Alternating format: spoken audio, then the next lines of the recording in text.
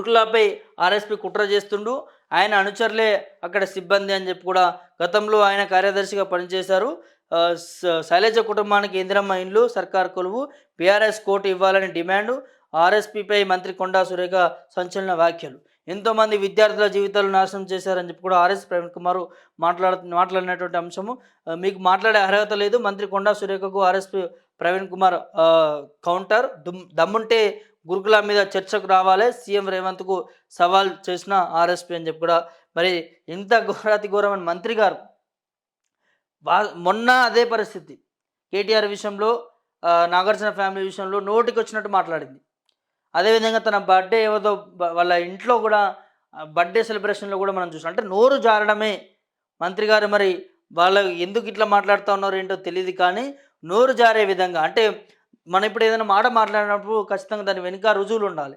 ఇంత పెద్ద ఆరోపణ చేసినప్పుడు, ఎందుకంటే ఫుడ్ పాయిజన్ రాష్ట్ర వ్యాప్తంగా చాలా స్కూళ్ళల్లో జరుగుతూ ఉంది, గురుకుల స్కూళ్ళల్లో.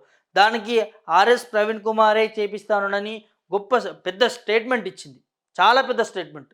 మరి దాని వెనుక చేపిస్తానని నీ దగ్గర ఆధారాలు ఉంటే మాట్లాడాలి.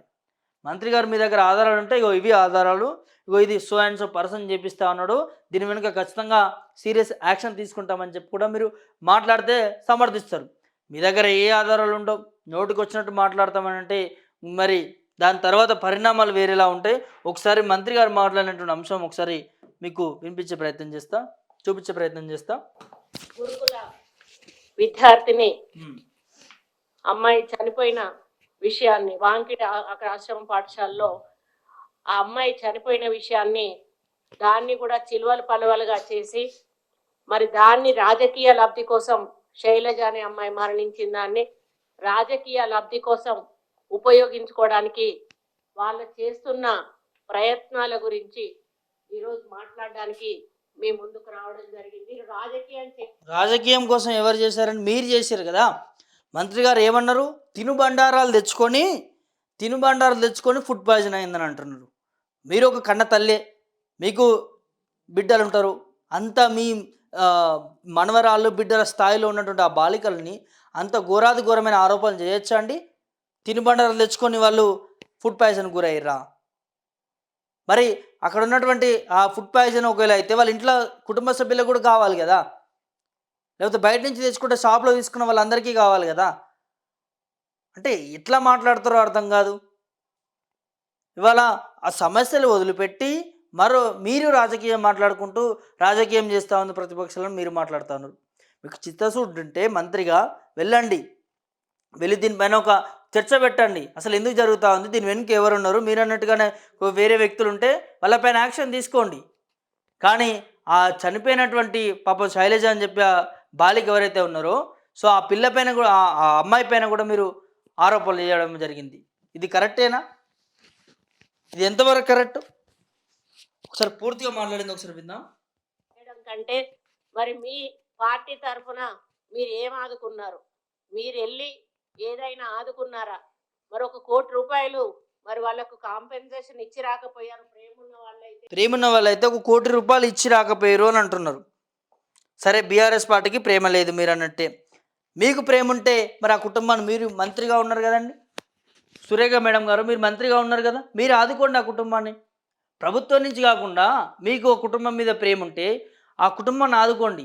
ప్రతిపక్షాల మీద పడడము, ప్రతిపక్షాలు ₹1 కోటి ఇవ్వాలంటూ కూడా మరి ఎందుకు ఈ విధంగా నోరు జారడము, మళ్ళీ దీని వెనుక బీఆర్ఎస్ పార్టీ కుట్ర చేస్తుందని అనడము, ఇవన్నీ కూడా ఖచ్చితంగా ప్రజలు అబ్జర్వ్ చేస్తూ ఉన్నారు. మరి మీరు చేసే వ్యాఖ్యల వెనుక ఖచ్చితంగా మరి దీన్ని కప్పిపుచ్చే విధంగా, అంటే బీఆర్ఎస్ పార్టీ ఒక కమిటీ వేసుకొని దీనిపైన విచారణ కోసం వెళ్తూ ఉంటే, సో ఆరోపణలు చేయాలి, ఇష్టం వచ్చినట్టు మాట్లాడే విధంగా మరి మాట్లాడుతున్నటువంటి సందర్భం కనిపిస్తూ ఉంది.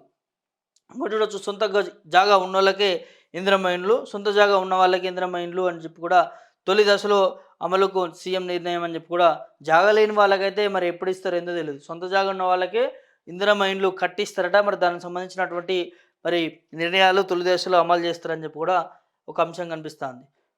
మాడిపోయిన అన్నం వండించిన రాజగోపాల్ రెడ్డి అని చెప్పి కూడా, సో మహాత్మా జ్యోతిబాపుల గురుకులను సందర్శించిన వంట మనిషిపై ఆగ్రహం వ్యక్తం చేసిన ఎమ్మెల్యే అని చెప్పి కూడా ఎవరైతే రాజగోపాల్ రెడ్డికి సంబంధించి వెళ్ళి మరి కనుక్కుంటున్నారు. ఇంకోటి వచ్చి మంత్రి పొన్నంకు మహిళల షాక్ అని చెప్పి కూడా ఇంకో అంశము 10th పరీక్షలపై యూటర్న్ అని చెప్పి ఇక్కడ చూడొచ్చు.